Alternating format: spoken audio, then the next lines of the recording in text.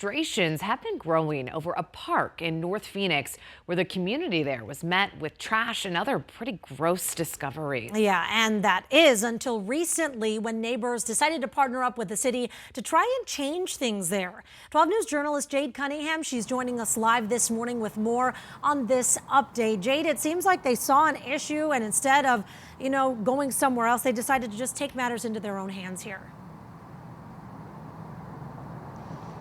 Yeah, good morning. Yes, they took matter into their own hands, though they are still partnering with the city to help make these changes. We were called out here last April because residents who live nearby this particular part of Cave Creek Park were just extremely frustrated with the condition of it. This park once thrived, but then they started seeing changes. There was a lot of trash. There was a growing number of homeless. There were needles as well as other drug paraphernalia littered about, human feces. It was just in really bad shape. But the people here, they rallied. They created the Shaw Butte Neighborhood Alliance, and they began working to bring change, again, working closely with the city on many things, including hosting a cleanup. They're in the process of upgrading the playground equipment. They made sure to close off these caves so homeless people couldn't get in or use them as restrooms.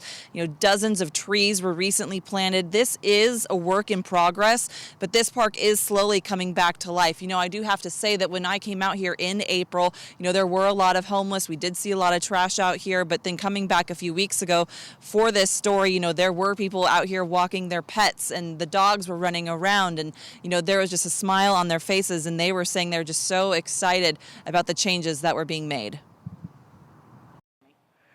Actually, right now the park is awesome. I can tell the cleanup that they've done, and they're staying on top of it. And like I was saying earlier, all the new trees that have been planted, they've come in, they've painted all the equipment, and they're keeping on top of it with the park rangers coming through, the police that have been coming through, even the city workers. There's more of them, and it's a pleasure to be here, and it's really cleaned up nice.